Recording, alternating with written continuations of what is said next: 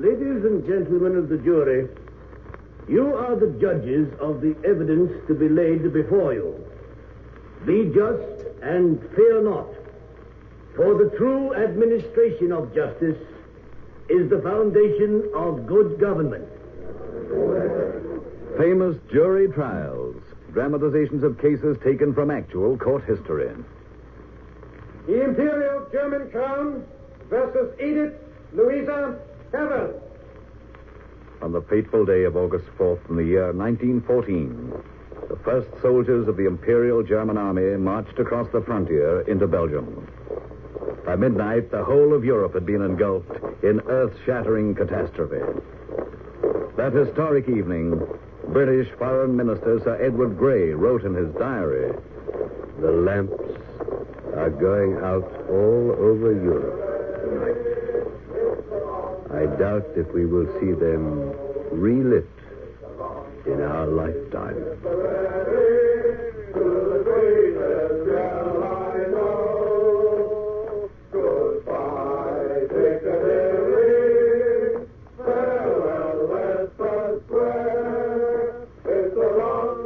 Within a short time, the first 100,000 British soldiers were on their way to Belgium.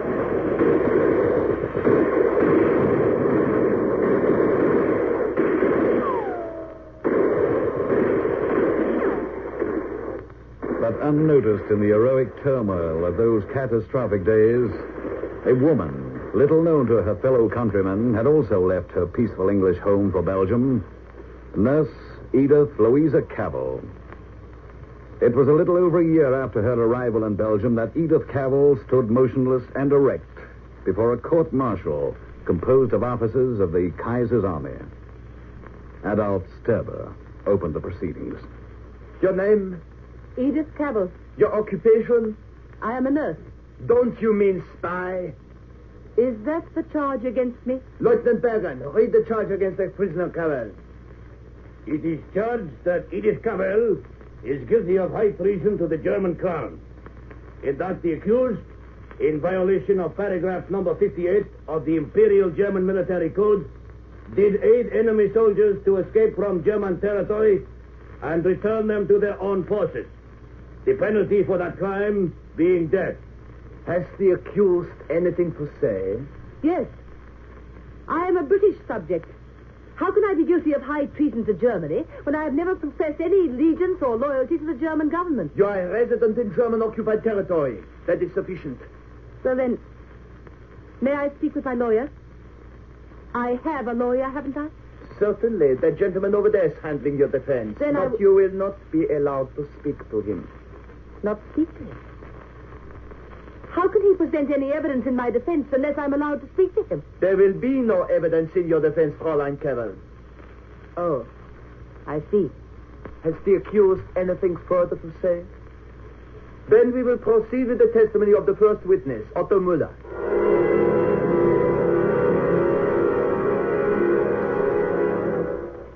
And so began the trial of Edith Cavel. We return to the courtroom in just a moment. Its famous jury trial. The Imperial German Crown versus Edith Louisa Cavel. The story of Edith Cavel began when she left England to become matron of St. Giles Hospital in Brussels. The German armies were pushing relentlessly on through Belgium and into France. Edith Cavel, in her hospital in Brussels, was trapped behind the German lines. It was during this period that a visitor was ushered into Nurse Cavel's office in St. Giles Hospital. My name is Philip Bock, Madame Cavel. I am a Belgian. Yes? And you are an Englishwoman, are you not? Yes, I am. A loyal Englishwoman? I hope so. Forgive my asking these questions, Madame, but I have come to ask your help. Help for your countrymen and mine who are trapped behind the German lines at Mons. I want to help them escape. But what can I do, Monsieur Bock? First, the men must be brought by twos and threes to Brussels. I can handle that. Here, they must have a safe place to hide and rest, while I arrange for guides to take them the rest of the way to the frontier. I see. And you want me to hide these men here in the hospital? Yes. Monsieur Book, the wards of this hospital are already crowded with wounded soldiers, most of them Belgian or British. My responsibility is to those men. I can't consent to doing anything that might endanger their lives. But, madame... Please let me finish. There is a desperate shortage of nurses and hospitals. I can't run the risk of having this hospital closed or any of the staff arrested. Madame, please. You must reconsider. If these soldiers are captured... I'm sorry, Monsieur Book. I would like to help you, but I am not a free agent. Very well. But here is my card. Please keep it. And if you should ever change your mind, you can reach me at that address. Edith Book, 19 Rue de la Tour. Thank you, monsieur. I wish you all good luck in your work. God bless you.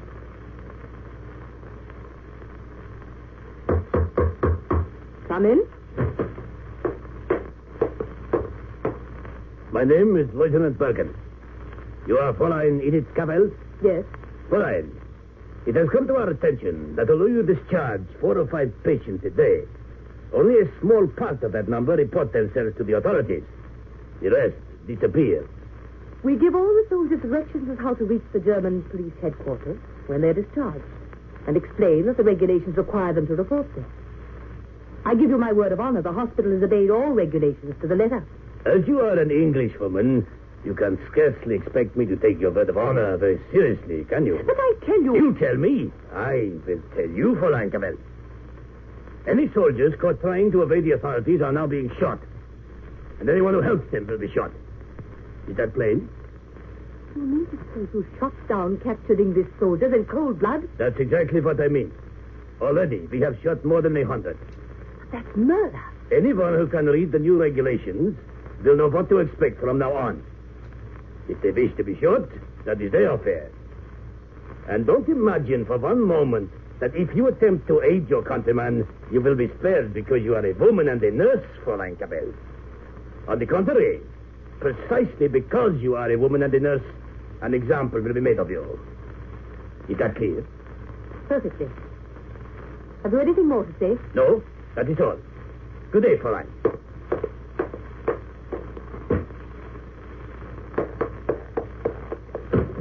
Elizabeth?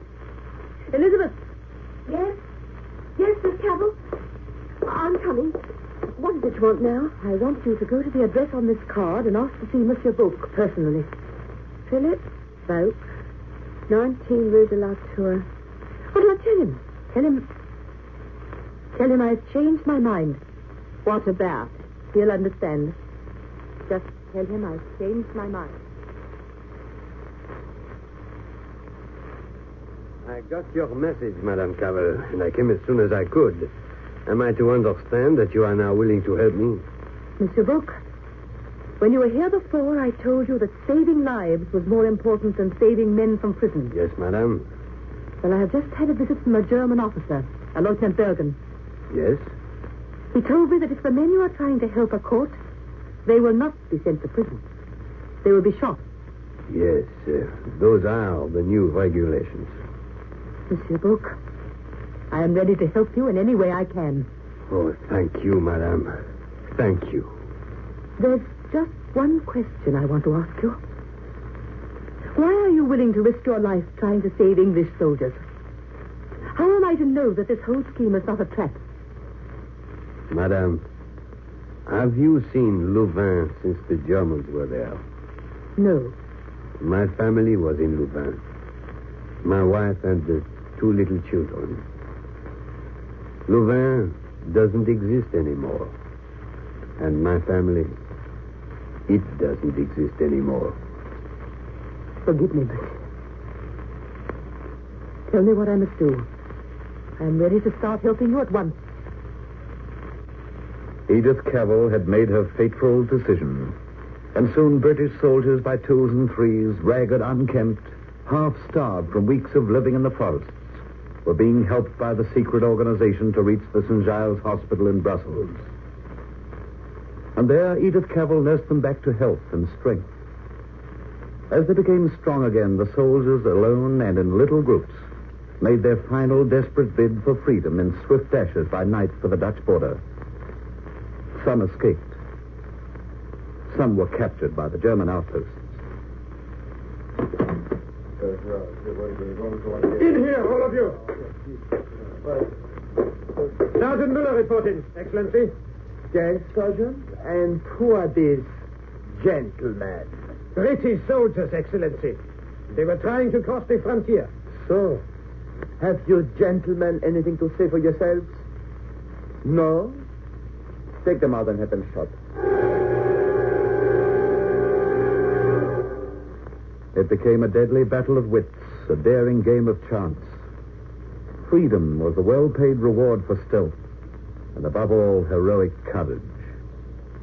Patrols were redoubled on the roads leading to the border as both sides became more ingenious in their methods. Many soldiers were able to make good their escape. Many died trying. But the danger was not confined to the soldiers. In the St. Giles Hospital at Brussels, The Germans are down below. They're going to search the place. Well, Elizabeth, go down and bring them up here to my office. Here?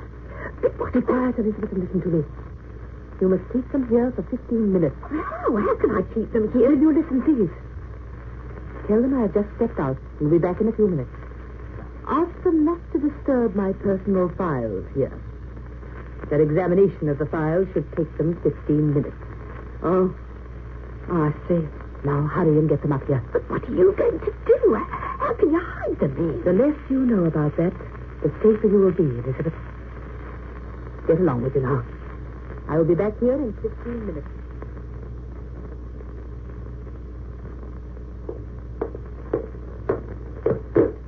You wish to see me, Herr Lieutenant? Yes, Herr Meyer. I have reports here that 6 more British soldiers crossed the frontier yesterday. You have had months to find out where the soldiers are hidden in Brussels. So far, you have failed. You must find where the soldiers are hidden. Our number 1 suspect is the English nurse, Cavel. All our reports indicate that she is a key figure in the conspiracy. But so far, all searches of her hospital have failed to discover any incriminating evidence. Send a spy to her hospital. Have you got a man for the job? Herr Müller has been very successful posing as a Belgian. Then use him. Yes, Excellency. And Meyer, tell him to use the name of Jakob. Tell him to take the name of Henri Jakob.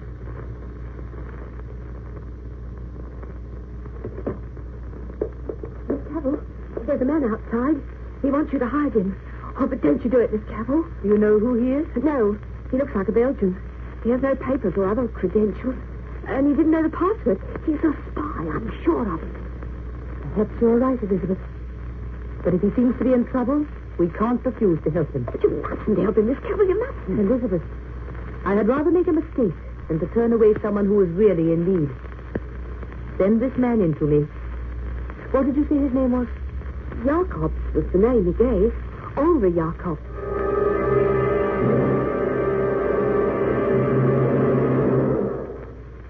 It was Henri Jacobs, alias Otto Müller, who became the star prosecution witness at the fateful trial of Edith Cavel. The man whose evidence settled her fate and was to make her name ring around the world. We will continue with this dramatic story in just a moment. And now back to Brussels in the year 1915, where Edith Cavel, charged with high treason to Germany, faced a court-martial of German officers, listened with quiet dignity to the testimony of the spy Otto Müller, whom she had admitted to our hospital as Henri Jacobs. Miss Cavel took me into the hospital and hid me there with 5 or 6 British soldiers. After keeping us hidden for 10 days, Miss Cavel brought a man to us who guided us to the frontier. And did you and the British soldiers succeed in crossing the frontier? We did. Herr Müller, did the accused appear to know this guide intimately? Absolutely. And others who are known to us as spies. I saw her give the guide a message that she had received from spies here to carry into Holland with him. But that's not... Silence, Fräulein. That is all, Herr Müller. But I want my lawyer to cross-examine that man. Prisoner Cavel, it is not permitted to cross-examine the witnesses. Call Otto Meyer. One by one, witnesses were called before the officers who shamefacedly accused Edith Cavel of harboring enemy soldiers. Notable exceptions were ringleaders in the organization, such as Philip Boak, who tried to clear Edith Cavel. But the evidence had already piled up mountainously against her when she herself was called to the witness box. Fräulein Cavel, did you enter in a conspiracy to smuggle British soldiers back to their own country and their own lines? No. I hid the soldiers in my hospital until they were ready to try to escape. You admit that? Yes. And did you not also procure guides to lead them to the frontiers? No. That was done by others. And others brought the soldiers to the hospital? Yes. Who were those others? Who were those others? I'm not going to answer that question. You admit that you knew when and where these guides were available and you instructed the soldiers accordingly. Yes. And yet you deny that you took part in the conspiracy. But I have never been a spy or knowingly aided a spy. I have only done what I could to save the lives of my countrymen who were in danger of being shot. Silence! The record is complete, gentlemen. But before we proceed with the verdict, we must hear from the defense lawyer, Herr Kirschen, who has the right, or should I say, the somewhat unpleasant duty of speaking on behalf of the accused. Have you anything to say, Herr Kirschen?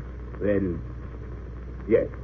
But, gentlemen, I am Romanian and totally unfamiliar with German military law. Don't apologize to the court, Herr Kirschen. We are aware of your nationality. So? As I understand it, the only charge against Fräulein Cavel is violation of paragraph number 58 of the military code. That is, aiding enemy soldiers to escape from German territory and return to their own lines. And the seriousness of the offense lies solely in that these men are able to resume their duties as soldiers of the enemy. Exactly. We estimate that Fräulein Cavel aided more than 250 men to escape. 250 men now fighting against Germany because of her actions. Is it any wonder that the death penalty is demanded for her crime? But, gentlemen, no charge has been proved against the defendant. There is no evidence that the men she helped ever returned to their own lines. One moment. Prisoner Cavel, stand up. The English are an ungrateful race, are they not, Fräulein? Isn't it true that not one of those soldiers who helped wrote to thank you for what you had done? Of course it isn't true. Many of them wrote. Why, I got a letter from London only a few weeks ago. If the man was in England when he wrote that letter, it is certain he has since returned to the front. That's all, Fräulein Cavel. Proceed, Herr Kirschen. Excellencies, I still maintain that Edith Cavel is innocent of the charge of aiding soldiers to return to their own lines. She aided them to escape into Holland. It was Holland's clear duty under international law to intern any foreign soldiers on her soil for the duration of the war. It was not Edith Cavel, but the Dutch who permitted the English to return to their own lines. Miss Cavel is guilty only of failure to register the patients in her care and of passport violations in aiding them to cross a neutral frontier. And she has admitted these offenses. Comparatively light offenses compared with violating paragraph 58, which may carry the death penalty. And in view of the fact that Edith Cavel is a woman and a nurse who has cared for wounded German soldiers with the same devotion as she cared for her own countrymen, I ask the greatest possible clemency for her. Your Excellencies, I say to you that if this woman were German and had done the same for German soldiers, you would be very proud of her. Very proud of her. Have you quite finished, Herr Kirschen? Yes, Excellency. You would have made a fine actor, Herr Kirschen. Gentlemen of the court, I know we are agreed upon the verdict. Yeah. Edith Cavel, it is the verdict of this court that you stand convicted of violation of paragraph 58 of the German Imperial Military Code. The court is unanimous upon the sentence. Edith Cavel, I sentence you to be shot by a firing squad. Remove the prisoner to her cell.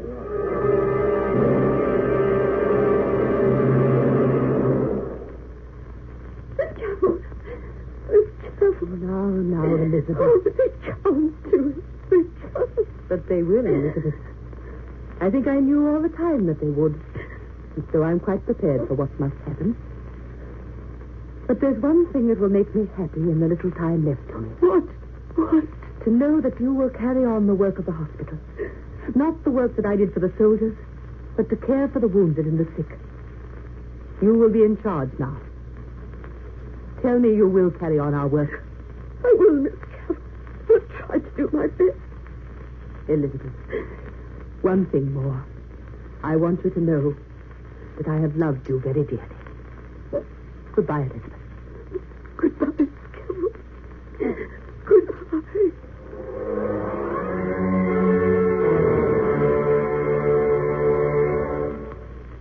We conclude the story of Edith Cavel in just a moment. In her cell at the prison where she is waiting for the court sentence to be carried out, Edith Cavel receives her last visitor. Miss Cavel, I am the Reverend Dr. Sterling Garn. I came because I want to help you in any way possible. Thank you, Dr. Garn. If there is anything I can do for you, Miss Cavel, let me know it now. I would look upon it as a sacred trust. There is one thing you can do for me, Dr. Garn. If I have time, I'll try to write it in the letters I want to send to my friends.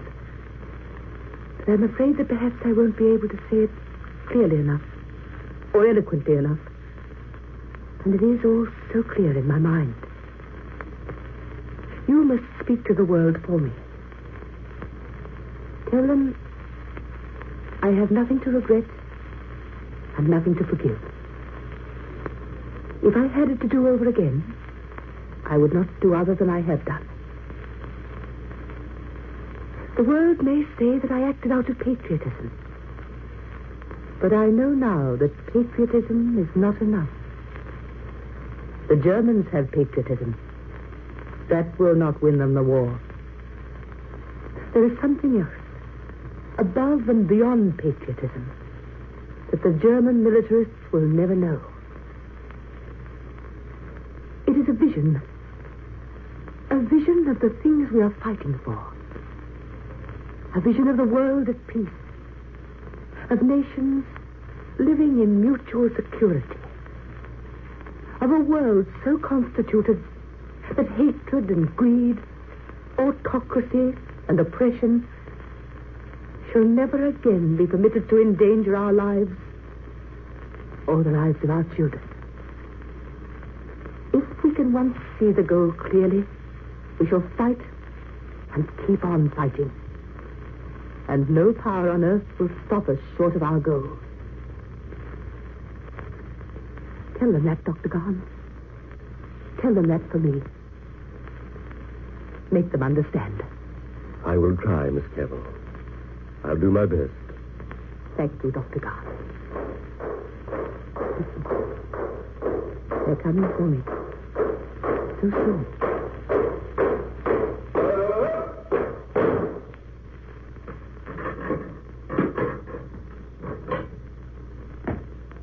Miss Cavel, come with us. I am ready. Goodbye, Dr. Garn. And thank you. Goodbye, Edith Cavel.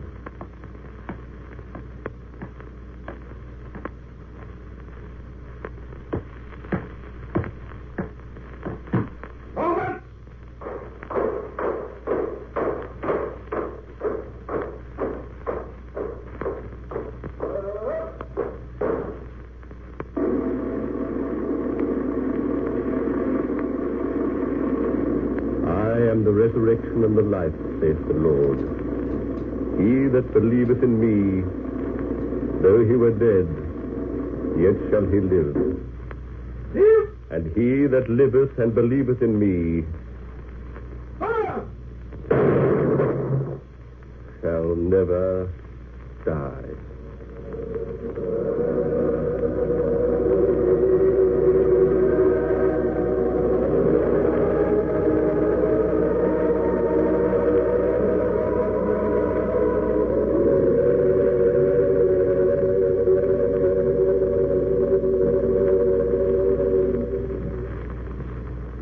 So Edith Cavel's life came to an end.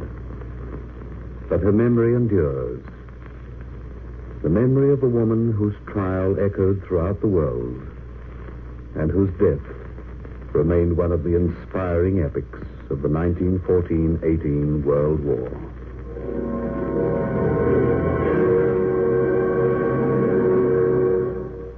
Jury trials, the drama of the courts, drawn from actual courtroom cases. This is a Grace Gibson radio production, directed by Lawrence H. Cecil.